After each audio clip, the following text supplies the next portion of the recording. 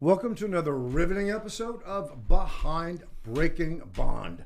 Joining us is a dear friend and a do-gooder. Oh. Introduce yourself. Hi, I'm Daphine Jack with Prevention Zone, Inc., where we're here to make changes.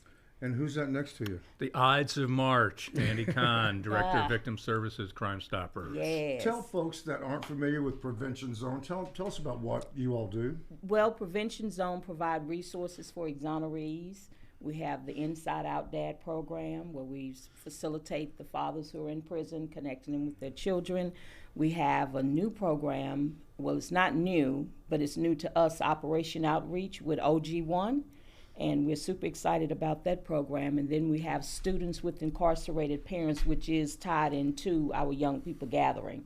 And so we're doing a lot, we're focusing a lot on the students and the children this year. Big focus. I mean, you reach a lot of folks that are somehow in the criminal justice system. They're incarcerated or they have relatives that are incarcerated. Yes. And previously you were a parole officer, so you come from I come from a different facet of that yes, background absolutely. as well. How did that happen for you? How did you go from being a parole officer to doing a nonprofit? Yeah. Well, first I retired. 2017, I retired after 12 years with Texas Department of Criminal Justice Parole Division.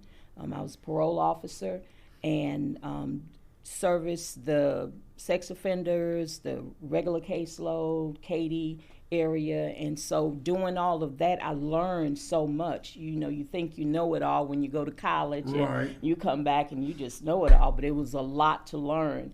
And so I kind of stayed in that arena. Fast forward, you know, we kind of went through the justice system with a loved one, and that really prompted me. And then having a son and my daughters, you know, just teaching them, getting them to understand about the criminal justice system.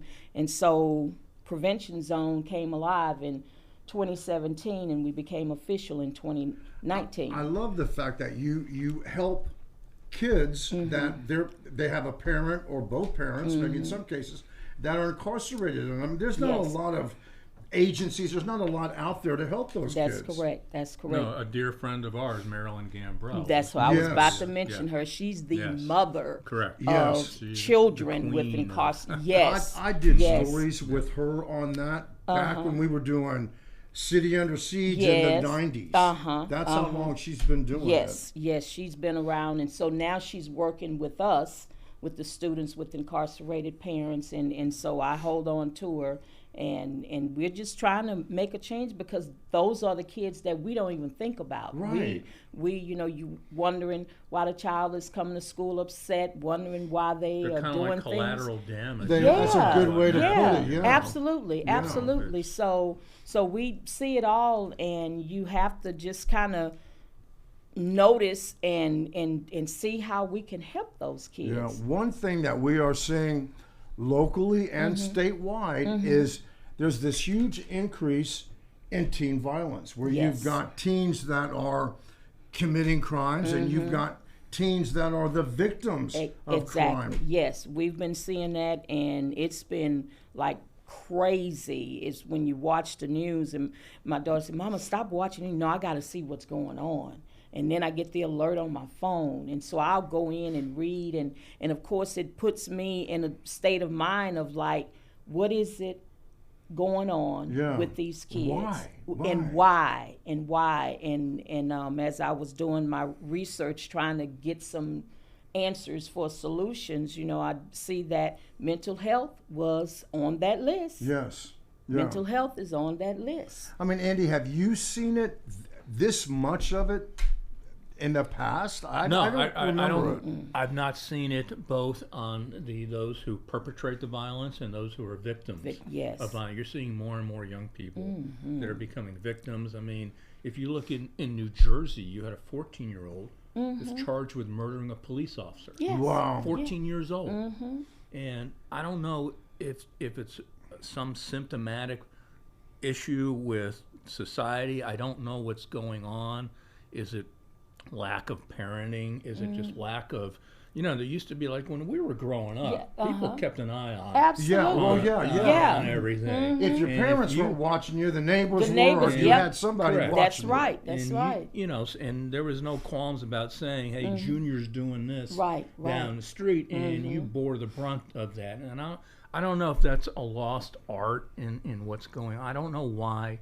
You tell us. You're on the front lines. So I really do believe that the cause, again, it draws you back to mental health. When that child is a baby, who is raising the baby? Yeah. When the child is a toddler, who's raising that toddler? When he's an adolescent, who's raising him? When he's a preteen, a teenager?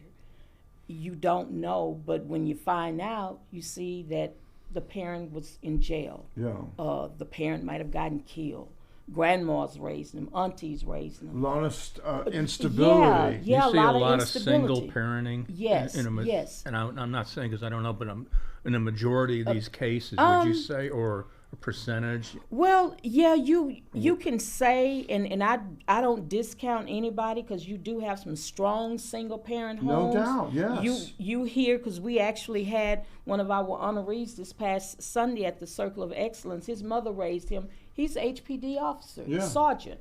So, but you to say yes to that answer, but at the same time, you'd be surprised who have the two-parent home and these kids are acting up. You never know what's going on. And you see instances too where there are teenagers that from the outside it looks like they've got everything. Absolutely. They live in a nice neighborhood. Their parents are fine, upstanding citizens, but still they go down that path. Get some trouble there. Sometimes it'd be peer pressure, and like we say, we don't know what goes on in those homes. Yeah.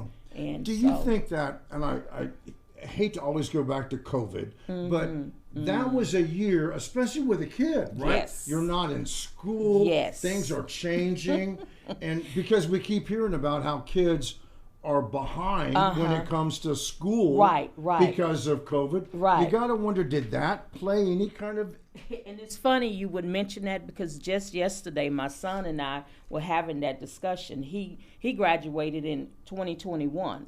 So COVID got started in 2020, March. So you had the kids, class of 20, graduated that in May, but the ones who got the bulk and the bad deal was the students that graduated in 21. Yeah. And my son was in that era, and he even said that, we were in the house, we couldn't see our friends, and they started creating, not saying he did because he knew better, but just saying the kids who was inside and had to stay inside.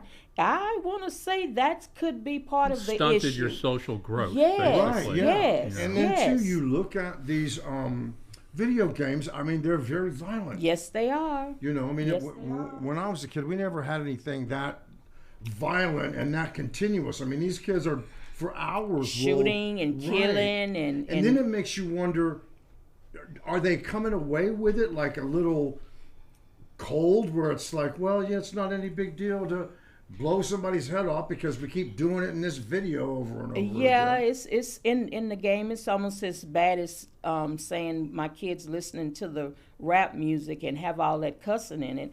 But Mama, we just like the beat. No, but if you overhear them conversate, they know how to cuss real good, right? Because of what they heard on the song. So another interesting thing that I was telling Andy about this earlier. It was an article in the Chronicle, and it's looking at the number of students that get arrested or get caught making one of these terroristic threats, like, I'm mad and I'm gonna blow the school up or whatever. It has increased like 112%. Now you would think that it's just like when you go to the airport, right? I think everybody knows you don't go through Homeland Security and make a joke about having a bomb. Right. You don't say anything about a bomb. That's scary just thinking about it. Yeah, you would think that parents would be telling their kids, under no circumstances is that funny. You don't ever want to make any kind of a threat. I think for the most part, parents are clueless, particularly on social media. Yeah. And they really don't know how to monitor, or they just they're just plain ignorant. Well, trying to let that raise them versus them telling, no, John Doe, you don't do this or whatever. And the article made a really interesting point because in a way, you almost, granted, they're kids, and some of them are just saying stupid stuff. Yes, yes. But then you almost have to treat all of it the same because you don't know. Don't know. I mean, is the one kid that you think, well, they're just being stupid, is that the kid that might actually go through? No, in the last 2 years, we've documented at Crime Stoppers over 30 cases filed, criminal cases filed of students taking a gun into a school, possession of a prohibited weapon on school grounds. And keep in mind, these are 17 and above because we don't have the juvenile records. Right. So this is only the ones that we know of. And it's all over the school district. It's not like you can say it's in HISD. It's all over. It's all over, yeah. We've looked at it. It's all over the county. Wow. And that's a disaster waiting to happen. Yep. Yeah, and some of these kids, they're all probably ending up in the juvenile system, and some of them you don't really want to put them there because then you wonder, is that going to lead them down that road? You know, where you could maybe catch them then and pull them out and get them on the straight and narrow. Well, that's what's happening now with the court system. They are creating the diversion programs, and hopefully, so with the statistics, we can see that it could be helping or should be helping. Yeah. And so I feel like versus just putting them in jail, you know, sending the 17-year-old to prison, and because he committed an adult crime, that's not a way of helping the child. Again, it comes all the way back. What is the root cause of this child being this way? Right. But then how do you get to that, though? How do you get to where you find the core of it? Well, Johnny's acting out because this, and this. Right. Well, that's where all of the collaboration of the community. I have a nonprofit. You have a nonprofit. We need to work together. Not be mad because you have one and you have one, and I'm going to be the best. Well, in so many ways, you're almost like a clearinghouse, if you will, for a lot of different nonprofits that are basically trying to do the same the same thing. Exactly. So that's why that's important, and then being able to bring the community together again with law enforcement. Right. Do you ever hear back from some of the young people that you've talked with years back? Well, I mean, tell us some of the stories like that. Oh, well, okay. So one of the kids, single parent, and he was in school with my son, and I only can relate to that because we started the group because of my son with his friends. And what was so interesting and was heartwarming, because my son know to do right, the mom said when my son got ready to go to high school, she wanted her son to follow my son because she knew that she could trust him. And again, this is a single parent home where the mom was making sure that her son was doing the right thing. Did they try to get off into things because of peer pressure? Yeah. Sure. But those kids now that I'm talking about, this young man, he's in the Navy now. My son is Lamar University playing football. Great. Everybody graduated from high school with no problem. And yes, the children had issues. And it has to be harder to be a teenager now than it was when we were. I mean, you didn't have all this social media. You didn't have access to the stuff that you have access to. All we needed was a dime for the payphone. Right. You went outside and played. Right. Yeah. You didn't stare at a screen all day. Exactly. Right. Mud pies and our dolls and who stuff. Who was seeing, you know, I mean, I watched what went on at the rodeo. Oh, the yeah, other day. that Did you one. see that? I mean, what was the purpose? Yeah. And they had one of the parents on last night on one of the stations talking about, you know, their teenager that was brutally beat. He was the one that was on the ground. Yes, beaten. yes. And they took his shoes off on site there. And it may have happened to a similar situation to another teenager where it was the same thing, got attacked and then over their shoes. And then it's why, what drove it, you know, we need to find out why, because you're going to hear 5 or 6 different stories. Right. What started that, you know? It's like when you're in a big crowd like that, you have to kind of, if you bump into, oh, excuse me, I'm sorry, didn't mean to do that. Yeah. Versus you bump me and be ready to fight. No, you have to go in, since they're clearing it where you can't bring weapons. Right. But we see the fight. You just brought up a good issue on the weapons, the proliferation of weapons that we never had. Right. I never knew anyone. Yeah, I'm not saying, but the proliferation and easy access to weapons. Yes. And especially when you're at a young age, and you get somebody say you pull out a gun. You see it all the time these days. That you never didn't used happened to see. when I was in school. No one ever Didn't that hear I that. ever knew of ever had a gun. No one ever said anything about somebody having a gun. On campus, but a little on the side, a man got shot in the thigh by his dog. Y'all heard about that? No. They got the dog shooting. He had his gun out. They charged the dog? No, I don't think so. I don't think he probably got. Was it? So, I don't know. let me finish. Okay. The dog put his paw on the trigger, and it shot the man, and his paw got stuck. And so, No. Oh, I could see it now, man. We can just train. Randy, you'll be doing stories on dogs shooting people now. There'll be this new fad going on right now. And then we got to come back to Breaking Bond to talk about right. No. Dog dogs on dog bond. on a PR milk-bone bond. Dog giving bond after Right. shooting a person. Bond conditions. Oh, mercy. But not only with teens, I think as a society, we just seem to be more not as nice as we used to be. Or like you were saying before, violence. if you bump into somebody, it's like, excuse me, but now you could be somewhere and do that, and somebody's ready to fight you. Yeah, look at all the road rage that we see. Oh, yes. I used to be a horn blower, but I just drive, and if they blowing, I'd be like, keep going. I don't react at all. And y'all know I'm a bad girl, but don't get me. I do not. No, do you, Andy? When you're I'm from New York. What do you think? Oh, do. yes. It's ingrained. Yes. Andy's got the window down. Yeah, right. Pretty much. Bad driving New Yorkers. Right. But I think it's something seriously. As a community, yes, as a society, we really need to do something to stop what we're seeing with teen violence. Yeah, and that's the reason, again, we have our community partners. We have Operation Outreach. We have Derek Muhammad with the summit. Yes. He had a virtual event the other day. I made sure I logged in, which was good. We have so many others. Sergeant Jeremy Lahar, he's with HPD. He has a nonprofit. So just to name a few of the people who are out there, these are people that we're coming together as partners to see what we can do to stop this violence. I think we seriously need to get a citywide town hall. Yeah, yes, and that bring would be great. Everybody yes, together. Everybody. And we do it for other issues.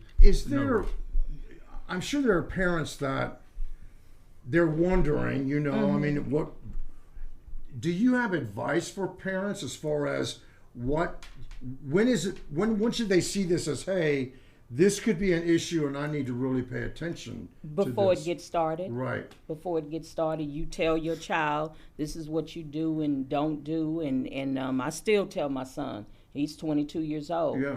But being young, you don't do this, you don't do that. If anything happened, to let the teacher know, let somebody know, let your mama know, just go in training and teaching them to immediately act upon when something they see that's not right. Don't get involved with it, but right. that's how I did it. You pointed this out earlier, Andy, that parents really need to watch what their kids are doing on social media.